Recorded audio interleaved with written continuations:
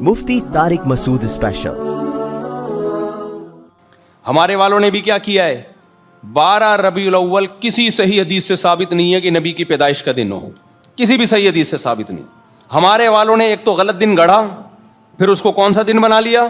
عید کا دن، جبکہ حدیث میں ہمیں کتنی عیدیں ملتی ہیں؟ عید الفطر اور عید الاضحیٰ۔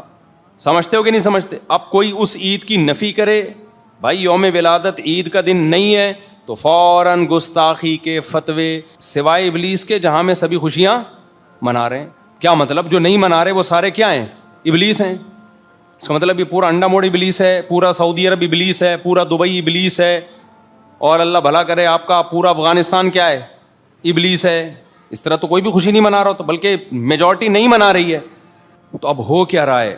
یہود و نصارہ نے جو گڑبڑ کی ہے نا، وہ گڑبڑ یہ کی ہے کہ انہوں نے پبلک کی ڈیمانڈ دیکھی۔ پبلک مبالغہ آرائیوں کو پسند کرتی ہے۔ آپ کا کیا خیال ہے عیسیٰ ابن مریم کو جو یہودیوں نے، عیسائیوں نے اللہ کا بیٹا کہہ دیا، یہ ایک ہی دفعہ میں کہہ دیا ہوگا؟ آہستہ آہستہ ایک نے آ کے تھوڑا مبالغہ کیا، دوسرے نے اور بڑا جلسہ کیا ہوگا، تیسرے نے اور بڑا جلسہ، پھر پبلک نے او زبردست زندہ آباد، پھر عیسیٰ کو اللہ کا بیٹا بنا ڈال۔ پھر جنہوں نے کہا ہوگا کہ نہیں عیسیٰ اللہ کے بیٹے نہیں ہیں، بشر ہیں، عام انسانوں کی طرح انسان ہیں، ان پہ فوراً گستاخی کے فتوے لگے ہوں گے۔ نہیں آ رہی بات؟ فوراً کیا فتوے لگے ہوں گے؟ گستاخ۔ اس زمانے میں بم نہیں تھا، ورنہ بم سے اڑا دیے گئے ہوتے، وہ ہو سکتا ہے اڑا بھی دیے گئے ہیں بہت۔ جس نے توحید بیان کی، بھئی یہ عیسیٰ کی تعلیمات نہیں ہیں، بشر ہیں، کانا یاکلان الطعام، عیسیٰ کھانا کھایا کرتے تھے، مریم کھانا کھاتی تھیں۔ جو کھانے پینے کے محتاج ہوتے ہیں وہ خدا کے بیٹے نہیں ہوتے، وہ مخلوق ہیں تمہاری طرح کے۔ جس نے یہ بیان کیا اس کو پبلک سے لفافے بولو نہیں ملے، پبلک سے لفافے نہیں ملے اس کو، تو بیڑا ہی غرق ہو گیا ان کا۔ اللہ نے ان کو جو عید دی تھی وہ چھوڑ کر انہوں نے 25 دسمبر متعین کر لی، یوم ولادت عیسیٰ ابن مریم۔ حالانکہ اللہ کے ہاں عیدوں کا تعلق کسی کی ولادت یا کسی کی موت کے دن سے نہیں ہوتا۔ عیسائیوں کو بھی عید ملی تھی۔ عیسائیوں نے کہا کہ ان کے خیال کے مطابق، حالانکہ یہ خیال بھی غلط تھا، عیسیٰ علیہ السلام 25 دسمبر کو پیدا نہیں ہوئے، ان کے محققین کہتے ہیں۔ جیسے ہمارے ہاں کہتے ہیں 12 کو نبی پیدا ہوئے تو 12 ربیع الاول وہ ہے نا، عید کا دن ہے نا، کہتے ہیں عید میلاد النبی ہے۔ جو مسٹیک عیسائیوں سے ہوئی ہے نا، وہی مسٹیک کس نے کی ہے؟ اس امت۔ عیسیٰ ابن مریم 25 دسمبر کو پیدا نہیں ہوئے، خود عیسائیوں کے محققین اس کے قائل ہیں کہ یہ آپ کا ڈیٹ آف برتھ نہیں ہے۔ عیسائیوں نے ایک غلط دن متعین کر کے، ایک گڑبڑ یہ، دوسرا اس کو عید کا دن بنا لیا، جو اصل عید تھی اس کو کیا کر دیا؟ بھول گئے۔ ہمارے والوں نے بھی کیا کیا ہے؟ 12 ربیع الاول کسی صحیح حدیث سے ثابت نہیں ہے کہ نبی کی پیدائش کا دن ہو، کسی بھی صحیح حدیث سے ثابت نہیں۔ ہمارے والوں نے ایک تو غلط دن گڑھا، پھر اس کو کون سا دن بنا لیا؟ عید کا دن، جبکہ حدیث میں ہمیں کتنی عیدیں ملتی ہیں؟ عید الفطر اور عید الاضحیٰ۔ سمجھتے ہو کہ نہیں سمجھتے؟ اب کوئی اس عید کی نفی کرے، بھائی یوم ولادت عید کا دن نہیں ہے، تو فوراً گستاخی کے فتوے، جہاں میں سبھی خوشیاں منا رہے ہیں، وہ کیا ہے؟ استغفر اللہ، بے نہیں بولنا چاہیے، وہ کیا ہے؟ سوائے ابلیس کے جہاں میں سبھی خوشیاں منا رہے ہیں۔ کیا مطلب؟ جو نہیں منا رہے وہ سارے کیا ہیں؟ ابلیس ہیں۔ اس کا مطلب یہ پورا انڈا موڑ ابلیس ہے، پورا سعودی عرب ابلیس ہے، پورا دبئی ابلیس ہے، اور اللہ بھلا کرے آپ کا پورا افغانستان کیا ہے؟ ابلیس ہے۔ اس طرح تو کوئی بھی خوشی نہیں منا رہا، تو بلکہ میجورٹی نہیں منا رہی ہے۔ ملیشیا میں 12 ربیع الاول میں رہا ہوں، تو 2-4 کہیں ایک اکا دکا کوئی پٹی نظر آئی ہوگی، کوئی بلب ولب، باقی تو کوئی بھی نارمل لائف تھی سب کی۔ ازبکستان، تاجکستان، پوری دنیا کے مسلمان کیا ہو گئے بھائی؟ ابلیس۔ تو جنت میں پھر دال چاول پکیں گے بھائی، 4 آدمی جنت میں جائیں گے، 4-6، باقی سارے کہاں جائیں گے؟ وہ ایک آدمی کو خواب آیا نا، خواب میں دیکھا کہ میں جنت میں دال چاول ہیں۔ اس نے کہا یہ کیا ہے؟ جہنم میں دے گئے ہیں۔ اس نے کہا یہ کیا ہے؟ انہوں نے بولا 4 آدمی جنت میں آئے، کیا دیکھ پکائیں گے 4 آدمی کے لیے؟ ایک انجینئر علی مرزا تھا، ایک جاوید احمد غامدی صاحب تھے، اور ایک توصیف الرحمان راشدی دامت برکاتہم، وہ تو پھر بھی بہت بہتر ہیں۔ اور چوتھے وہ جو غامدی صاحب کے داماد ہیں. یہ 4 آدمیوں کا جب آپ سنو نا تو آپ کو لگے گا یہی ہیں, باقی سارے کیا ہیں, غلط ہیں. جب 4 آدمیوں کو آپ سنیں نا تو آپ کو لگے گا دنیا میں یہ 4 ہی ہیں جو مذہب کی صحیح تعلیمات دے رہے ہیں, باقی 4 ارب کیا ہیں, وہ گھاس کھا رہے ہیں. وہ سمجھ رہے ہو کہ نہیں سمجھ رہے؟ تو یہی لگ رہا ہے کہ جنت میں 4 6 8 10 کر لو, تھوڑا سا بڑھا دو اگر آپ کو یہ کم لگ رہی ہے تعداد. تو پھر بات سے بات ادھر ادھر ہوتی ہے بہت زیادہ. کیا کہہ رہا تھا میں؟ ہاں, تو میں عرض کر رہا تھا کہ بھائی عیسائیوں نے کیا کیا, نبی صلی اللہ علیہ وسلم کی تعلیمات, حضرت عیسیٰ کی تعلیمات میں غلو کرتے کرتے کرتے کرتے ان کو اللہ کا بیٹا بنا دیا. نبی نے فرمایا تھا تم پچھلی امتوں کو فالو کرو گے. ہمارے والوں نے کیا کیا, اہل بیت کی محبت بہت اچھی بات ہے, اہل بیت سے محبت کرنا ہمارے ایمان کا حصہ ہے, لیکن بھائی وہ بھی بشر ہیں, انسان ہیں, بشر ہیں وہ. لیکن کیا کیا, غلو کرتے کرتے کرتے کرتے یا علی مدد کے نعرے شروع ہو گئے, یا حسین مدد کے نعرے شروع ہو گئے, ماتم شروع ہو گئے. ہمارے پاس بے غبار شریعت جو تھی اس میں تھا صبر. کیا ہے اس میں؟ صبر. ہمارے پاس جو بے غبار شریعت ہے اس میں شہادت منحوس نہیں ہے بلکہ کیا ہے, مبارک. کوئی مہینہ اسلام میں منحوس بولو نہیں. جب کوئی دن منحوس نہیں, کوئی مہینہ منحوس نہیں, حدیث میں آتا ہے لا عدوا ولا طیرا, اسلام میں نحوست نہیں ہے. یہ زمانے جاہلیت میں تھی کہ عورت آئی ہے, عورت کی نحوست ہے کہ میری جاب چھن گئی, یہ کرتے ہوتے نا لوگ بات. جاہلوں میں ابھی بھی ہوتا ہے, آپ کی شادی ہوئی نا, بہو گھر میں آئی, کوئی نقصان ہو گیا, چھت اس بہو کی نحوست ہے. یہ سب گدھے ہیں. یہ کون ہیں؟ ان کے لیے کوئی یہ دلائل سے سمجھ ملنے والے لوگ نہیں ہیں. بھائی تمہاری چھت کمزور تھی. جاپان میں زلزلہ آیا نا, انہوں نے چھتیں بنائی ہوئی ہیں تختے کی. زلزلہ آیا تھا, انہوں نے کہا کوئی فکر کی بات نہیں, چھت گر جائے کچھ نہیں ہوتا. میں نے کہا چھت گرے گی, اس پر وسیم بیٹھا ہوا ہوگا, وہ بھی تو گرے گا. کوئی غفار بھائی بیٹھے ہوئے ہیں. آپ بھی عجیب لوگ ہو, جاپان میں ہو کے ایسی باتیں کرتے ہو. واقعی جاپان میں چھت گرنے سے بندہ نہیں مرتا, لیکن چھت پہ جو بندہ بیٹھا ہوتا ہے وہ بھی تو گرے گا نا کسی کے سر پہ. اب اس کا ویٹ کتنا ہے ہمیں کیا پتا. انہوں نے کہا یار اس طرح سے تو ہم نے کبھی اس پہ غور کیا ہی, ہم تو زلزلہ آیا تھا بیٹھے رہتے تھے کہ چھت گرے گی. بھائی چھت کے اوپر 2 اپارٹمنٹ ہوتے ہیں نا, ڈبل منزلہ گھر ہوتے ہیں, تو چھت کے اوپر بھی تو کوئی بیٹھا ہوا ہے. تو اس لیے میں نے جاپان والوں کو نصیحت کی ہے کہ جاپان میں جب آپ ڈبل منزل, زلزلے بہت آتے ہیں جاپان میں, تو جب آپ ڈبل منزلہ گھر بنائیں, اوپر والوں کا وزن 50 kg سے زیادہ کسی بندے کا وزن, جیسے ہیوی ٹرک پل کے اوپر چڑھنے کی اجازت نہیں ہوتی نا, ایسے ہی میں نے کہا 50 سے اوپر والوں کو اوپر والے اپارٹمنٹ میں جانے کی اجازت نہیں ہونی. جاپان والوں کو میری طرف سے یہ میں نے کہا پیغام پہنچا دو. ایک بہت ہی ٹیکنیکل پوائنٹ ہے. پاکستان سے آپ کے لیے میں ایک بہت علم کی بات لے کر آیا ہوں. آپ انہوں نے زلزلے سے بچنے کے بہت سارے لاز بنائے ہوئے وہاں پہ, تاکہ زلزلے سے لوگوں کو نقصان نہ ہو. یہ چیز جاپانیوں کے دماغ میں بھی ابھی تک نہیں آئی. میں نے ان سے کہا ہے کہ آپ لا پاس کروائیں کہ اوپر والی منزل پر 50 سے اوپر والے آدمی کو جانے کے 50 کلو آدمی برداشت کر لیتا ہے, لیکن 100 کلو کے بھی پاکستانی, جو جاپانی کا اتنا ویٹ نہیں ہوتا. لیکن جب سے پاکستانی وہاں جا رہے ہیں, 150 کلو کے پاکستانی میں نے وہاں دیکھے ہیں. جاپانیوں نے اپنے حساب سے قانون بنایا ہے کہ اوپر اگر 50-60 کلو کا بندہ گرے گا تو کوئی نقصان نہیں ہوگا. بھائی اب پاکستانی بہت چلے گئے ہیں وہاں پہ, 150 کلو کے ہیں, وہ جب گریں گے تو ان کے گرنے سے ایک اور جھٹکا آئے گا, صرف بندہ ہی نہیں مرے گا, زلزلے کے ساتھ پھر زمین ہلے گی. تو دیکھو اب جاپنیز اس پیشکش پہ کتنا غور کرتے ہیں. اچھا خیر, تو عیسائیوں نے کیا کیا بھائی, حضرت عیسیٰ کی شان میں مبالغہ. ہم لوگوں نے کیا کیا, اہل بیت کی شان میں بولو مبالغہ, مدد مانگنا شروع کر دی, ان کے نام پہ غم منانا شروع کر دیا. صبر اسلام میں فضیلت ہے, غم ہونا تو غیر اختیاری ہے, غم منانا اسلام میں جائز بولو نہیں.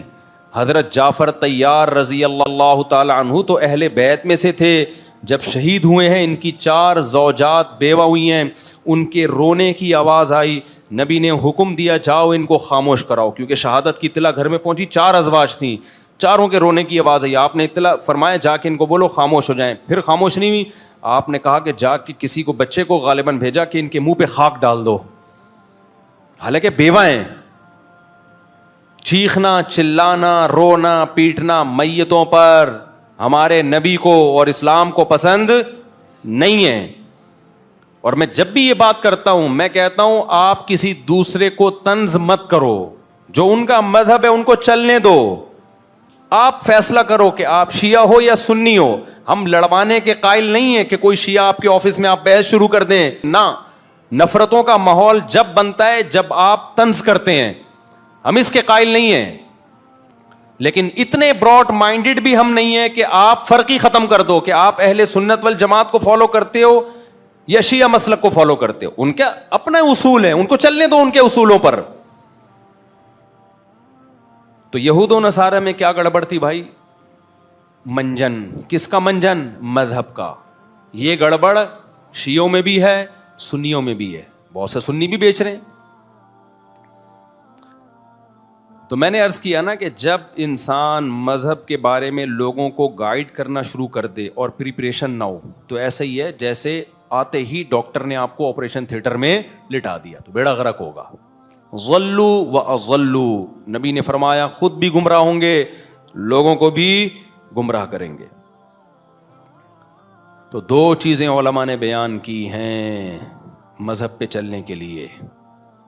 وہ 2 چیزیں اگر آپ کی زندگی میں نہیں ہیں تو مذہب ہی کے نام پہ آپ گمراہ ہوگے بھی اور لوگوں کو گمراہ کرو گے بھی.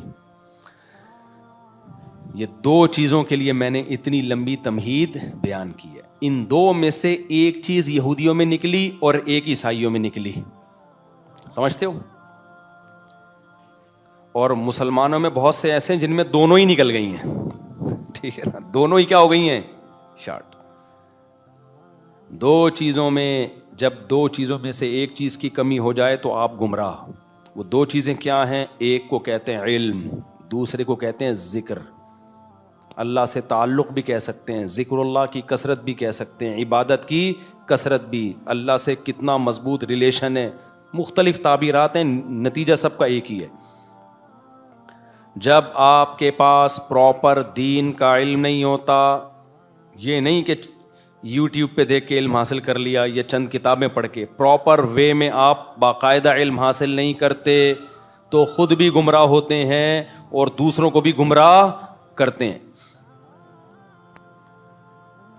دنیا میں کسی کو بھی لوگوں کا علاج کرنے کی اجازت نہیں ہے جب تک پراپر کسی ادارے میں حکیم نہ بنا ہو یا ڈاکٹر نہ بنا ہو.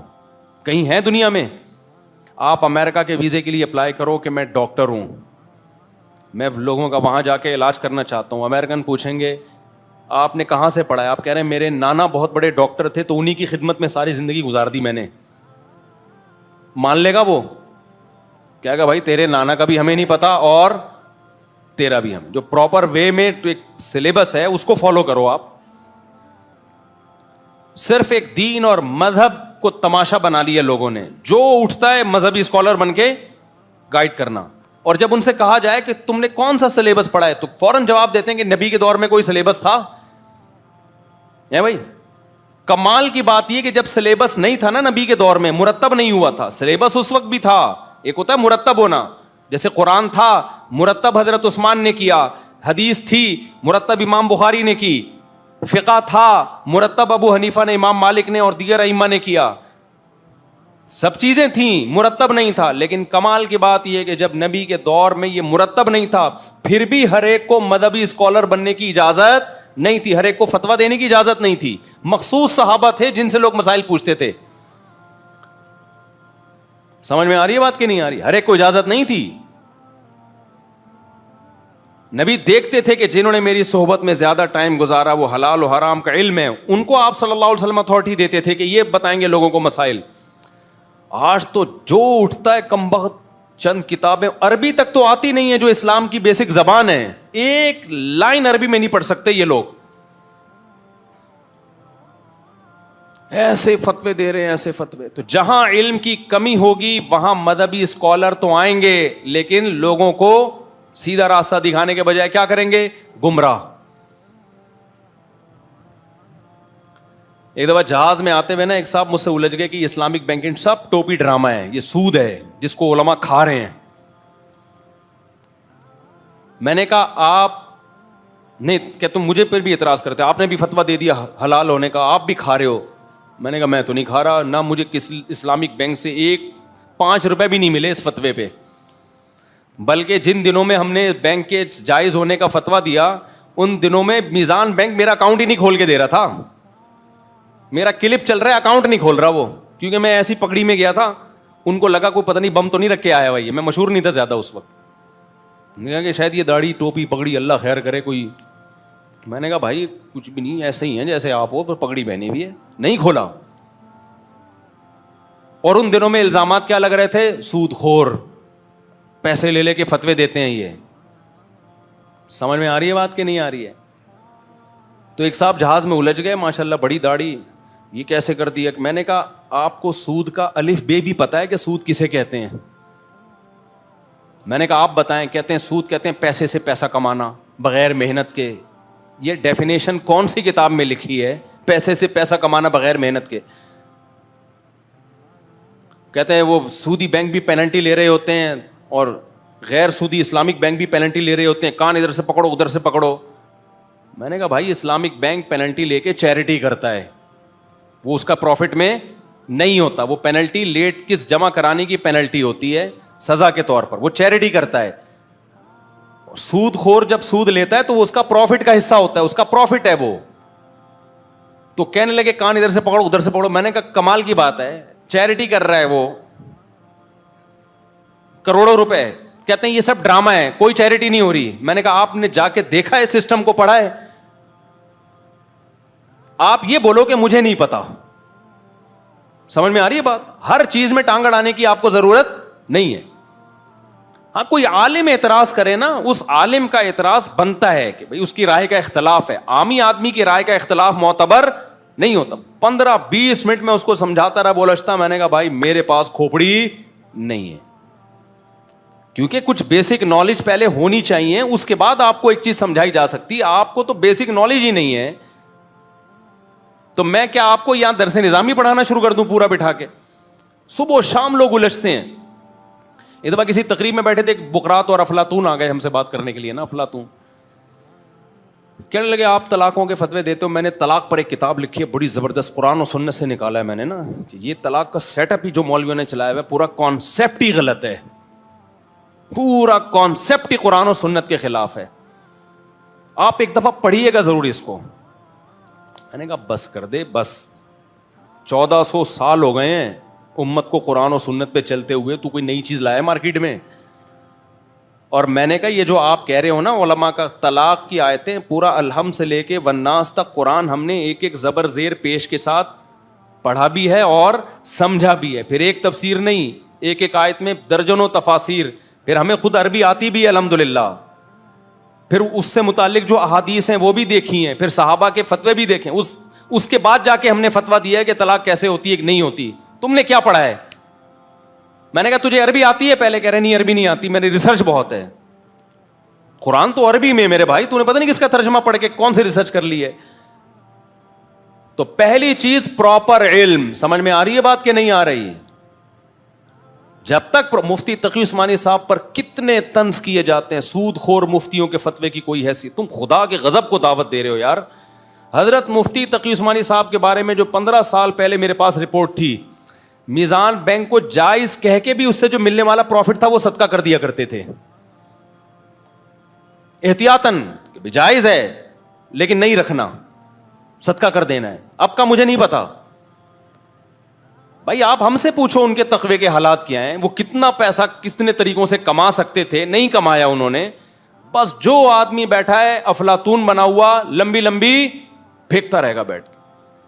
سود خور مفتی, فلانا مفتی. بھائی سود سے بچایا ایک شخص نے, بچانے والے کو آپ سود خور کہہ رہے ہو. حضرت مفتی تقی صاحب پر جو باہر ملکوں میں پابندی لگی ہے نا, وہ اسلامک بینکنگ کی وجہ سے لگی ہے. لیبر انہیں دہشت گردی کا لگایا ہے. یہودیوں کو ڈر تھا تو سارا سیٹ اپ سود کا ہمارے ہاتھ سے نکل جائے گا. امریکہ کو پتا ہے کہ یار اس کا سودی بینکنگ کا بیڑا غرق کر دیا مفتی تقی عثمانی صاحب نے, اور یہاں لوگ کیا کہہ رہے ہیں, سود کو کیا کر دیا, اسلام کا لیبل لگا کے حلال کر دیا. جب آپ کے پاس نالج نہیں ہے آپ چپ رہو, لیکن پاکستان میں چپ رہنا دنیا کا سب سے مشکل کام ہے. امریکہ کے کتا تھا, اس نے کہا میں پاکستان جا رہا ہوں. وہاں کتوں نے امریکہ میں بولا اس کو, ابے پاگل آدمی, تجھے یہاں نہلا دھلا کے تیرے گلے میں سونے کا لاکٹ جو تجھے پکڑ کے کھڑا ہوتا ہے وہ کتا لگ رہا ہوتا ہے تیرے سامنے, اتنا تجھے پروٹوکول دیا جا رہا ہے, تو پھر ایک غریب ملک میں کیوں جا رہا ہے؟ وہاں تو 2 ٹکے کی حیثیت نہیں ہے کتوں کی, یہاں کوئی ویلیو ہے؟ بے روزگار کتے ہیں سارے, ہر وقت بےچارے کہیں سے کچھ خوشبو آ جائے نا بریانی کی, 6 کتے لائن میں آ کے کھڑے ہو جائیں گے یہاں پہ. بے روزگار کتے ہیں. تمہیں یہاں ویکسین ٹائم پہ ہوتی ہے, تمہارے گلوں میں پٹے ہیں, تمہاری پورا وہ نادرا کا جیسے ان کا جو بھی نادرا ہوگا پورا ریکارڈ ہے تمہارا. کیوں جا رہے ہو پاکستان؟ کتے نے کہا یار ایک فیسلٹی یہاں امریکہ میں نہیں ہے. کیا کہتے ہیں وہ جو وہاں جو بھونکنے کی اجازت ہے نا وہ یہاں ہمیں نہیں ہے, وہاں بھونکنے پر کوئی پابندی نہیں ہے. تو یہاں لوگ بھونک رہے ہوتے ہیں. مفتی تقی صاحب معاذ اللہ سود خور ہیں, انہوں نے سود کو حلال کر دیا. مفتی تقی صاحب کا 1 ٹکے کا فائدہ نہیں ہے, اور یہ مفتی تقی صاحب کا اکیلے کا کام تھوڑی ہے. یہ تو پیچھے مفتی رشید احمد صاحب رحمۃ اللہ علیہ, علامہ یوسف بنوری رحمۃ اللہ علیہ, بڑے بڑے علماء, مفتی شفیع صاحب رحمۃ اللہ علیہ, اور ان علماء کی صحبت میں ہم نے وقت گزارا ہے, ان کا تقویٰ کو اپنی آنکھوں سے دیکھا ہے. شبہے کی بنیاد پر لاکھوں لاکھوں روپے صدقہ کرنے والے لوگ, ان کو آپ کہہ رہے ہو کہ جو سود خور بنے ہوئے کروڑوں روپے لے کے جناب وہ حلال کر دیا انہوں نے. مفتی کا کام مفتی کو کرنے دو, اس کے کام میں ٹانگ بولو مت اڑاؤ. حضرت مفتی تقی عثمانی صاحب کا ایک بہت بڑے اسکالر سے ٹاکرا ہوا نا, وہ کافی اچھا کام کرنے دین کا, تو انہوں نے کچھ مسائل بتائے تھے غلط. حضرت مفتی تقی صاحب کی عادت نہیں ہے لوگوں کو اس طرح کھلے عام رسوا کرنے کی. انہوں نے بند کمرے میں ان کو سمجھایا کہ آپ جو کام کر رہے تھے اس کو فوکس کرتے. آپ نے جب سے فقہی مسائل میں ٹانگ اڑائی ہے نا, پھر مفتی صاحب نے ان سے چند سوالات پوچھے, حضرت مفتی صاحب نے ان کے جواب نہیں آئے. فرمایا مفتی کے لیے یہ بیسک نالج ہے جو آپ کو معلوم نہیں ہے, اور آپ کیسے لوگوں کو فتویٰ دے رہے ہو. لیکن وہ سمجھدار تھے, انہوں نے کہا آج کے بعد میں یہ کام نہیں کروں گا. تو جو جس کا کام ہے میرے بھائی اسی کو ساجھے, اسی کو کرنے دو. ایک صاحب نے فتویٰ دے دیا کہ یہ لاشوں کا جو ہے نا پوسٹ مارٹم, جو لاوارث لاشوں کا کے آرگن استعمال کرنا جائز ہے. ایک مشہور اسکالر ہیں, نام لینے کی ضرورت نہیں, کیونکہ یہ لاوارث ہیں, ان کا کوئی باپ دادا ہے نہیں, تو ان کے آرگن استعمال کر سکتے ہیں بغیر پرمیشن کے بھی. خدا کے بندے, اسلام میں کوئی لاش لاوارث نہیں ہے. قرآن و حدیث سے پتہ چلتا ہے جو لاوارث لاش ہے تو محلے والے اس کے وارث ہیں, اس کی دیت دیں گے. وہ کسی جگہ سے لاش مل جائے نا, اسلام کا قانون تو ہے نہیں نا نافذ, تو اسلام کہتے ہیں اس کے باپ دادا کا پتہ نہیں چل رہا, یہ سارا محلہ اس کا باپ دادا ہی ہے, یہ تمہاری اولاد ہے, اور اس کے وارثوں کو تلاش کر کے تم دیت دو گے کہ تمہارے محلے میں قتل ہوا ہے, تم ذمہ دار ہو, دیت دو گے اس کو. تو جس کو یہ بیسک نالج پتہ نہیں ہے وہ کہہ رہے کہ لاوارث لاشوں پہ جائز ہے. بھائی اسلام میں سب سیم ہے, جس کی اولاد ہو وہ بھی, جس کی نہیں ہے. تو اگر جائز ہے تو پھر آپ اپنے باپ کی لاش کے آرگن دو, جا کے اپنی ماں کی لاش کو ڈاکٹروں کے حوالے کرو, کیونکہ لاوارث اور وارث میں اسلام میں کوئی فرق. بھائی احترام میں, میت کے احترام میں یہ نہیں دیکھا جائے گا اس کے وارث ہیں یا نہیں ہے, سیم پروسیس ہے. غسل, کفن, جنازہ اور قبر, اس میں کوئی فرق نہیں ہے. اگر کسی کا بیٹا نہیں مل رہا, باپ نہیں مل رہا, تو آپ وہ بوڑھا ہے تو آپ اس کا بیٹا بن کے غسل کفن کر کے دفناؤ گے. ساری ذمہ داری کس پر ہوگی پھر؟ آپ پر ہوگی. تو اگر یہ جائز ہے, گردے پھیپھڑے کلیجے جو ڈاکٹر نکال کے لے جاتے ہیں, پھر اپنے باپ کے لیے بھی فتویٰ دو کہ میرے باپ کی لاش سے بھی نکالنا جائز ہے, میری ماں کی لاش سے بھی نکالنا جائز ہے. وہ اسکالر کہہ رہے نہیں ہمارے ماں باپ سے جائز نہیں ہے, لاوارث لاشوں سے جائز ہے. واہ واہ واہ واہ. جس بیچارے کا کوئی مل نہیں رہا اس کے گردے پھیپھڑے کلیجے لے جا کے کیا کر دو, ڈاکٹروں کے حوالے کر دو, اور تم اپنی ماں کو بڑے تقدس کی نگاہوں سے دیکھتے ہو, وہ جائز نہیں ہے. تو یہ چل رہا ہے مارکیٹ میں, سمجھتے ہو کہ نہیں سمجھتے؟ تو پہلی چیز ہے علم. بس بات کو سمیٹ رہا ہوں. پہلی چیز کیا ہے؟ وہ پراپر علم نہیں ہوگا, آپ کیا کرو گے؟ گمراہ. قرآن سے پتہ چلتا ہے عیسائیوں میں گمراہی کی ایک بہت بڑی وجہ علم نہ ہونا. دوسری چیز ذکر, تعلق مع اللہ. دنیا مسافر خانہ ہے, جنت کی لالچ, جہنم کا خوف, کثرت ذکر. جب اس مذہبی اسکالر کا اللہ سے رشتہ ہو گیا کمزور, علم کے باوجود وہ لوگوں کو مذہب کا منجن بیچے گا, وہ شہرت کا بھوکا ہو جائے گا. پھر وہ پہلے زمانے میں ایسا نہیں تھا کسی کو بھی ممبر پہ بٹھا دیا جائے بھائی. بڑے بڑے خانقاہوں میں نا بڑے مشقتیں کروائی جاتی تھیں. تبھی شعر ہے, آئینہ بنتا ہے رگڑے لاکھ جب کھاتا ہے دل, کچھ نہ پوچھو دل بڑی مشکل سے بن پاتا ہے دل. دل سے حسد, بغض, کینہ, دنیا کی محبت, شہرت کی محبت. بعض لوگ 4 آدمی ان کے ہاتھ پاؤں چومیں تو وہ اپنی اوقات بھول جاتے ہیں. شہرت کے بھوکے ہوتے ہیں, پیسوں کے بھوکے ہوتے ہیں. تو دل کو آئینے کی طرح چمکدار بنانے کے لیے رگڑے کھانے پڑتے ہیں. پہلے رگڑے کھانے کے پروسیس سے گزر کے اس قابل ہوتا ہے. آج بہت سارے مذہبی اسکالر نہ کبھی کسی استاذ کے سامنے 2 زانوں بیٹھے, ایسا لگتا ہے پیدا ہوتے ہی کو پیر و مرشد تھے. یہ ان کی اماں نے کوئی کیپسول کھائے تھے ان کو مرشد بنانے کے, اور بچہ کیسا پیدا ہو گیا. وہی آداب والا لطیفہ یاد آ رہا ہے, سنا ہے؟ نہیں سنا میرا خیال. بھائی نئے نئے لوگ بھی آئے ہوئے ہیں نا. سائنسدانوں نے ایک دوا ایجاد کی, یہ آج کے اس پہ فٹ ہو رہا ہے نا, اس لیے میں دوبارہ ریپیٹ کر رہا ہوں. یہ جو میرا ٹاپک ہے نا اس پہ پورا فٹ ہو رہا ہے. پیدائشی نیک, پیدائشی تربیت یافتہ کوئی نہیں ہوتا. آپ نے کس شیخ کی, کس بزرگ کی صحبت اٹھائی ہے, کس نے آپ کی تربیت کی ہے, کس نے آپ کو غلط باتوں پہ ڈانٹا ہے, صحیح بات پہ اپریشیٹ کیا ہے, یہ سب چیزیں ہونے کے بعد انسان نکھرتا ہے. کس نے آپ کو سزا دی تھی جب آپ غلطیاں کرتے تھے, یا آپ سے کبھی زندگی میں کوئی غلطیاں ہوئی نہیں, کوئی ڈانٹنے والا ہے ہی نہیں آپ کو. آپ کہہ سکتے ہو میں نے ماں باپ نے ڈانٹا, ماں باپ کی تربیت کس نے کی تھی؟ یہ علماء کی صحبت, بزرگوں کی صحبت پر جو صدیوں سے لوگ زور لگاتے آئے ہیں, یہ بلا وجہ نہیں لگایا انہوں نے. حضرت مولانا طارق مل صاحب سے جو اللہ نے دین کی اتنی خدمت کی, وہ بتاتے ہیں بعض دفعہ میں نے حاجی عبد الوہاب صاحب کی اتنی ڈانٹیں کھائی ہیں, اتنے تانے سنے ہیں کہ اللہ نے مجھے ہی ظرف دیا تھا کہ وہ برداشت کرنے کا, ورنہ یہ برداشت کرنا آسان نہیں ہوتا. ناک پہ جس کے مکھی بیٹھی ہو کہ مجھے کوئی ڈانٹ نہیں سکتا, میرے خلاف کوئی بول نہیں سکتا, ایسے لوگوں کی اپنی تربیت نہیں ہوتی میرے بھائی. وہ دوسروں کی تربیت کیسے کریں گے؟ تبھی تو دیکھو نا جو آج کسی اسکالر کے بارے میں کرو کیسا ایک دم تپاور ریئیکشن آتا ہے ان کا. ابے تو اپنی اوقات بھول گیا کیا؟ دلائل کا جواب دلائل سے تمیز سے دے دو بھائی. تو تربیت ہو آپ کی, تربیت کا مطلب ظاہری ایٹیٹیوڈ نہیں, تربیت کا مطلب دل میں نہ لالچ ہو, نہ شہرت کی بھوک اور نہ دولت کی بھوک. یہ 2 چیزیں برباد کرتی ہیں انسان کو, شہرت کی لالچ اور پیسوں کی لالچ. یہ جب کسی مذہبی اسکالر میں آئے گی تو علم کے باوجود لوگوں کو غلط گائیڈ کرے گا وہ. تو وہ میں جلدی سے لطیفہ سنا دوں. تو ایک سائنسدانوں نے دوا ایجاد کی کہ بھئی یہ جب حاملہ عورت کھائے گی تو بچہ کیسا پیدا ہوگا, با ادب. ایک خاتون پہ تجربہ کیا, 600 mg کا کیپسول کھلایا, بچہ پیدا ہوتے ہی آداب. سائنسدانوں نے کہا زبردست تجربہ ہو گیا, 4 کیپسول اکٹھے کھلا دو ایک عورت کو. جب ایک پہ اتنا تمیز ہے تو 4 میں کیا ہوگی, ہو سکتا ہے پیدا ہوتے ہی پریٹ کرنا شروع کر دے. تو جب کھلائی ہے اکٹھے 4 کیپسول تو بچہ پیدا ہی نہیں ہو رہا. بڑے پریشان ہو گئے بھائی, ڈیٹ اوپر ہو گئی, الٹرا ساؤنڈ کرایا, پتہ چلا 2 بچے ہیں. ایک دوسرے کو کہہ رہے پہلے آپ, وہ کہہ رہے نہیں پہلے آپ. اسی میں 1 ہفتہ ہو گیا.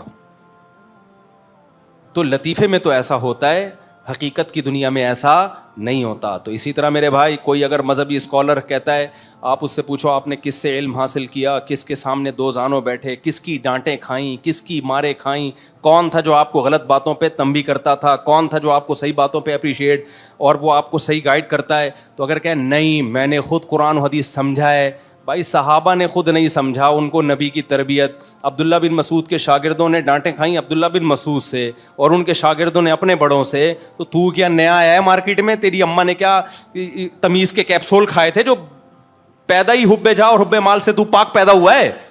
ہو سکتا ہے سائنسدانوں نے کوئی ایسے کیپسول بنا لی ہو جو ماں کھائے گی, بچے میں نہ حب جا ہوگی نہ حب مال. حب جا کہتے ہیں شہرت کا بھوکا اور مال کی لالچ سے پاک. ہو سکتا ہے اماں نے ایسے کیپسول کھا لی ہو, بتا دو بھائی ہم بانٹ دیتے ہیں فری میں یہاں. اور اگر ایسے کیپسول ایجاد نہیں ہوئے تو تمیز, ادب, دل سے دنیا کی محبت کا نکل جانا, اللہ کی محبت کے چشمے دل میں پھوٹنا, یہ علم سے نہیں ہوتا, یہ اہل اللہ کی صحبت سے ہوتا ہے. سمجھتے ہو گے نہیں سمجھتے؟ علم سے نہیں ہوتا یہ. علم مرزا غلام احمد قادیانی کے پاس کم نہیں تھا, صحبت نہیں تھی. این ممکن ہے لوگ مثال دیں فلاں نے تو بزرگوں کی صحبت اٹھائی ہے, وہ تو پھر بھی انسان کا بچہ نہیں ہے. بھائی یہ پروسیس سے گزرنا ضروری ہے, اس کے بعد پھر انسان کی اپنی صلاحیت ہے. اتنا کافی نہیں ہے, خود بھی تو بننے کی کوشش کریں نا. بعض لوگ ساری زندگی اہل اللہ کی صحبت میں رہتے ہیں پھر بھی انسان کے بچے نہیں بنتے, اس لیے کہ وہ سیکھنے کی نیت سے رہتے ہی نہیں ہیں. صحیح سیکھنے کی نیت سے اہل اللہ کی صحبت کوئی اٹھائے گا. اہل اللہ سے میری مراد کیا ہے؟ جن کے دل میں خود بھی دنیا کی محبت نہ ہو, اللہ کی محبت سے ان کا دل بھرا ہوا ہو, اور وہ محبت ٹرانسفر کریں کہاں؟ پارسل کا ان کے پاس انتظام ہو. بعض دفعہ انسان اللہ والا ہوتا ہے, پارسل کا انتظام نہیں ہوتا, اس کی مجلس میں بیٹھ کے فائدہ نہیں ہوتا. تو ایسے اہل اللہ کی صحبت جس کے پاس اللہ کی محبت ٹرانسفر کرنے والی, ٹرانسفر یعنی پارسل کرنے کا انتظام ہو. برگر دکان سے خریدتے ہو, بعض دفعہ وہیں بیٹھ کے کھانا پڑتا ہے, وہ کہتے ہیں ہمارے پاس پارسل کا انتظام نہیں ہے. تو ایسے اہل اللہ کے پاس بیٹھنا جس میں خود تو بڑی نیک ہو, خود تو بہت نیک ہو, لیکن محبت پارسل نہ کر سکتا ہو, اس بزرگ کے پاس بیٹھنے کا فائدہ نہیں ہے. تو وہ بزرگ جو صالح بھی ہو اور مصلح بھی ہو, جب تک ان بزرگوں کی اہل اللہ کی صحبت میں انسان ٹائم نہیں گزارتا, اس کے دل میں یہ دو گندگیاں نہیں نکلتی, ایک دنیا کی لالچ اور ایک پیسوں کی لالچ اور شہرت کی لالچ. تو یہودیوں میں دو ٹیکنیکل فالٹ پیدا ہوئے جس کی وجہ سے علم کے باوجود انہیں لوگوں کو گمراہ کیا. تو میرے اور آپ پر یہ فرض ہے کہ ہم اپنے اندر سے ان گندگیوں کو صاف کریں, پھر ہمیں صحیح مذہب سمجھ میں آئے گا. اور یہ گندگیاں صاف ہوتی ہیں اللہ کے ذکر سے. تو نماز روزے میں دل لگاؤ انسان کے بچے بن کے, سمجھ رہے ہو؟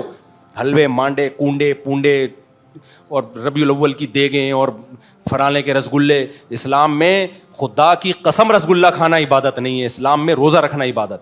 اگر اللہ کو راضی کرنا چاہتے ہو دے دنا دن روزے رکھو, ایسی کی تیسی. اللہ کو راضی کرنا چاہتے ہو تہجد پڑھو, اللہ کو راضی کرنا چاہتے ہو معاہدوں کی خلاف ورزی مت کرو, اللہ کو راضی کرنا چاہتے ہو پیسوں کے معاملات میں 2 نمبری بولو نا مت کرو, اللہ کو راضی کرنا چاہتے ہو دفتر ٹائم پہ پہنچو پھر تنخواہ پوری لو. ایسا نہ ہو کہ دفتر میں کام پورا نہیں ہو رہا تنخواہ کیا کر رہے ہو. اگر آپ دفتر میں پورا کام نہیں کر رہے تنخواہ پوری لے رہے ہو تو میرے بھائی محرم کی کروڑوں سبیلے لگا لو یا ربیع الاول کی اربوں دیگے لگا لو, اللہ راضی بولو نہیں ہو. اللہ کہے گا جو تو نے انسان کے بچے, میں نے تیرے ذمہ جو کام لگایا نا تو اس کو فوکس کر. یہ سارے کام ہوئے جو قرآن جگہ جگہ بیان کرتا ہے. تعالوا اتل ما حرم ربکم علیکم, آؤ میں بتاتا ہوں تمہارا رب کن باتوں سے خوش ہوتا ہے کن سے ناراض ہوتا ہے. اس میں نہ محرم کی دیگ کا تذکرہ, نہ سبیل کا, نہ ربیع الاول کی دیگ کا, نہ حلوے کا, نہ رسگلے کا, نہ مانڈے کا, نہ تیجے کا, نہ 40ویں کا. اس میں قرآن کہہ رہا ہے اللہ تشرکوا بہ شیئا, سب سے پہلے خدا کی توحید ہے, خدا کے ساتھ کسی کو شریک نہیں کرنا. صرف یا اللہ مدد, نہ یا رسول اللہ مدد, نہ یا علی مدد, نہ یا حسین مدد, نہ یا غوث اعظم مدد. صرف ماسا کس کے سامنے ٹکے گا؟ اللہ کے سامنے, نہ کسی مزار کے سامنے. سب کچھ کس سے ہوتا ہے؟ اللہ سے. پھر اللہ کہتا ہے وبالوالدین احسانا, اللہ کے بعد کون ہے؟ تمہارا باپ اور تمہاری ماں, اس کو خوش رکھو. پھر یتیم کا مال مت کھاؤ, باپ مر جائے وراثت تقسیم کرو, اور معاہدوں کی خلاف ورزی مت کرو, جو ایگریمنٹ ہے اس کو پورا کیا کرو, مال لینے دینے میں ناپ تول میں کمی مت کیا کرو. یہ بیسک اسلام کے حکام ہیں, ٹوٹل یہی اسلام ہے. اس کے علاوہ سب ایڈیشن ہے, وہ میری اور آپ کی اپنی بنائی ہوئی ایڈیشن ہے. اور میں نے جو حدیث پڑھی تھی خطبے میں, جس نے اس دین میں کوئی 1 انچ چیز کا بھی اضافہ کیا نا, حدیث کے مفہوم بیان کر رہا ہوں, وہ مردود ہے. وہ کیا ہے؟ مردود. اللہ نہیں قبول کرے گا چاہے کتنا اچھا لیبل ہو. تو جو کرنے کا کام ہے میرے بھائی, دیکھو غیر مسلم کہاں پہنچ گئے ترقیاں کر کر کے.